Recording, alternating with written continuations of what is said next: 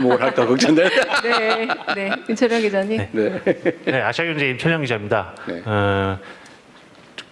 선방가 계시던 동안 계속해서 벌어진 선관위 투표용지 부족 사태 관련해서 좀 질문을 드릴 텐데요. 아, 네. 선관위 투표용지 부족 사태에 따라서 잠실 7동 투표소 앞 시위가 2주를 넘겨서 계속 네. 되고 있는데 관련해서 참정권 침해를 바로 잡아야 된다는 게 원래 초기 시위의 어떤 네. 목소리였는데요. 가면 갈수록 부정선거를 주장하는 목소리가 더 커지고 있다는 지적이 나오고 있고요. 동시에는 그 체육단체 행정 마비 사태까지 장기화되고 있는 상황인데 이와 관련해서 경찰력이 미온적으로 대처하고 있다는 지적도 나오고 있습니다. 그 현 상황에 대해서 대통령님의 어떤 판단과 생각을 듣고 싶습니다. 네. 사실 전에도 한번 말씀드렸는데 우리 청년들, 젊은이들이 국민의 참정권 문제에 또는 투표 기회 박탈에 대해서 이렇게 매우 민감한 반응을 보이고 또 행동으로 그걸 지키기 위해서 노력하는 걸 보고 저 사실은 약간 놀라웠습니다. 우리보다 더 낫구나, 기성세대보다.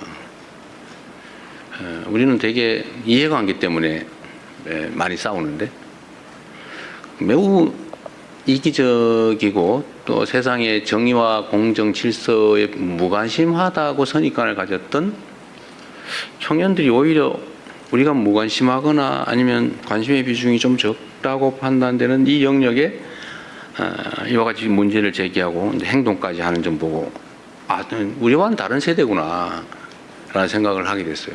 그래서 매우 감사하게 생각한다 이 말씀 한번 드렸습니다. 선관위 문제는 사실 참 황당하죠. 제 입장에서도 선관위 좀 문제다 이렇게 생각을 하긴 하지만 평소에도 근데 뭐 아무런 우리가 통제, 감시, 견제 권한이 없어요. 하다못해 선관위원장에 대한 형식적 임명권조차도 없어요. 스스로 자기들끼리 돌아가면서 뽑게 돼 있어요. 정부에서 3명, 대통령이죠. 대통령이 3명, 대법원에서 3명, 대법원장이 3명, 국회에서 3명. 이렇게 뽑으면 그 9명이 돌아가면서 위원장을 하는데 지금까지 수십 년 관행은 대법원에서 지명하는 3명의 선관위원 중에 대법관을 1명을 포함시키는데 대법원장이 지명한 대법관인 선관위원이 당연히 선관위원장을 맡아왔단 말이에요. 그래서 우리는 그래도 가장 공정한 대법관이 맡아서 가장 공정하게 잘하지 않을까 그런 기대를 했지 않았겠어요? 그런데 결과는 이런 어처구니 없는 일이 벌어진 거죠. 예를 들어 전에 채용 비리 문제도 그렇고 최근에 나오는 좀 얘기하기 좀 그럽니다. 해외 출장 얘기도 그렇고.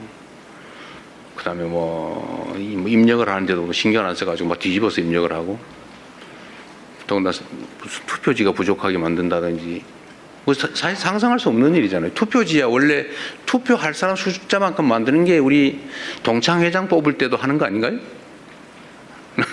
아니 회원 중에 안 올 사람 있긴 하죠. 우리가 50명 회원이면 50장 만들잖아요. 근데 평소에 42명 왔으니까 43명만 하자고 그랬는데 45명 와버렸네 이게. 이게 말이 되냐고 이게. 그것도 예산이 없었냐 그것도 아니잖아요. 다 예산 편성해 줬잖아요. 뭐라고 변명이 있겠지만 있을 수 없는 일이죠. 국가의 가장 근간인 소위 민주적 기본 질서를 유지하는 이런 투표제도, 선거제도를 정말 헌법이 정하는 중립기관으로서 아무의 통제도 받지 않고 하면 그만큼 책임을 져야 되는데 책임을 진 게 아니라 자유롭게 해버린 거죠. 방종에 가까운 자유를 구가했던 것 같습니다. 결국은 심각한 문제가 있죠. 대응을 해야 되겠죠 이제. 일단 집회 시위에 관한 문제를 얘기하기 전에 선관위의 문제는 저는 좀 이따 대수부회의 때도 이 얘기를 하려고 했는데 법제도들을 좀 최대한 고쳐보고 어쨌든 외부의 감시 견제가 어느 정도 가능해야 되지 않냐.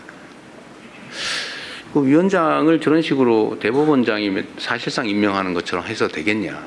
또 비상임으로 해가지고 뭐 선거 날도 제대로 출근을 안 했다는 얘기가 있던데 그렇게 하면 되겠냐. 그래서 감시 견제 통제를 적정하게 해야 되지 않을까. 이를 위한 법제도 정비가 필요하겠다는 생각을 하고, 두 번째는 이 헌법이 너무 명징하게 독립기관으로 해놨기 때문에 무슨 감시 통제 견제 법제도를 만들기 위헌 판결을 받을 가능성이 많다. 그러니까 필요하다면 여야 간의 의견의 일치가 된다면 선관위에 관한 뭐 원포인트 개헌이라도 해야 되지 않을까. 뭐 그런 생각을 합니다. 필요하다면 대통령이 발의를 하는 한이 있더라도. 근데 문제는 이게 정치권의 책임성에 관한 것인데 진심으로 이 문제를 해결하기 위한 것인지 아니면 이걸 이용해서 정치 공세를 하고 뒤로 빠지려고 하는 건지를 알기가 어려운 상황이어서 정치권이 좀 진지한 논의를 촉구하고 정치권에서 논의되는 걸 봐가면서 우리 정부도 입장을 정하겠습니다. 어쨌든 근본적인 개혁이 필요한 건 확실합니다. 이런 상태로 갈 수는 없어요. 시위에 관한 문제, 시위 자체는 참정권 확보를 위한 시위 자체를 비난하거나 그래서는 안 되죠. 오히려 보호해야 되겠죠. 근데 이 공간을 활용해가지고 전혀 엉뚱한 허위사실을 공표하면서 가짜뉴스를 남발해서 사회 혼란을 획책을 한다든지 또는 뭐 무슨 산적도 아니면서 지나가는 사람은 검문 검색을 한다든지 소위 주머니를 털거나 이러면 안 되잖아요.